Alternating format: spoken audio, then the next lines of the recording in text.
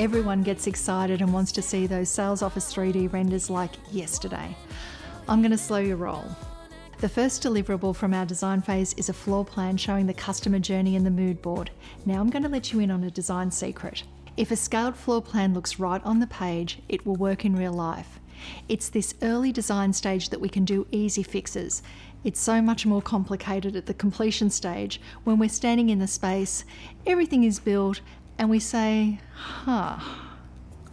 something's not quite right here.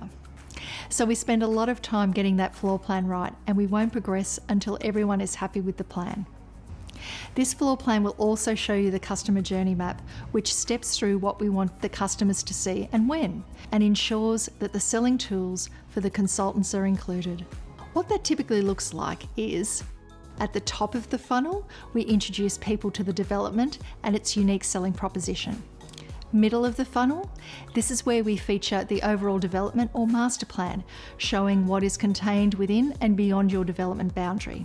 Middle of the sales tools include 3D architectural models, digital map tables, and stage plans. And then there's the bottom of the funnel items, which are really granular stuff, like what are we actually selling here? This includes house and land packages, apartment styles, medium density housing, or retirement living. During this phase, we'll also present a mood board. This will include finishes that we'd like to use that support your branding, such as stone, laminates, or proposed textures. We'll show you indicative images of the desired direction to bring the brand to life, so you can see our creative vision before we move ahead.